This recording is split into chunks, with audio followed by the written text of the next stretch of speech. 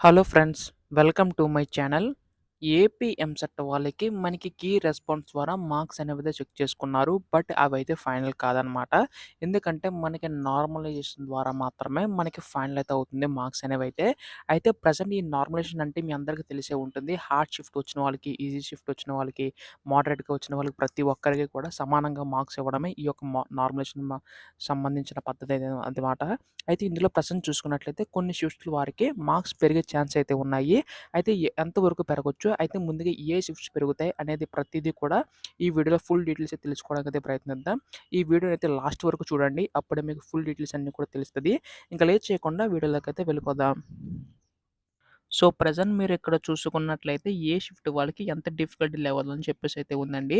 So, present మనకి వచ్చిన oats ప్రకారం మాత్రమే మాట. ఇదైతే ఫైనల్ అయితే కాదు. బట్ మీకొక అనాలిసిస్ వస్తుందని చెప్పేసి అయితే మీకైతే చెప్తున్నాను. బట్ ఇది ఫైనల్ అయితే కాదండి.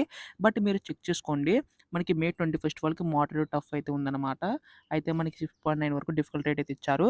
సో, మనకి మే 23 షిఫ్ట్ వరకు చూసుకుంటే 7.4 వరకు అయితే ఉంది. సో, మోస్ట్ డిఫికల్ట్ షిఫ్ట్స్ వచ్చేసి చూసుకుంటే మనకి 23 మేడ్ అయితే ఉందన్నమాట.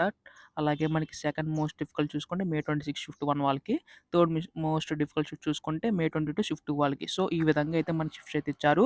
సో, మాక్సిమం ఈ షిఫ్ట్ వాళ్ళకి మార్క్స్ పెరిగే ఛాన్స్ అయితే ఉన్నాయి. బట్ ఇదైతే ఫైనల్ కాదు. సో, మనకి పేపర్ సంబంధించి మనకైతే ఫైనల్ రిజల్ట్స్ అయితే ఎంసెట్ రిజల్ట్స్‌లో తెలిసే అవకాశం అయితే ఉంది.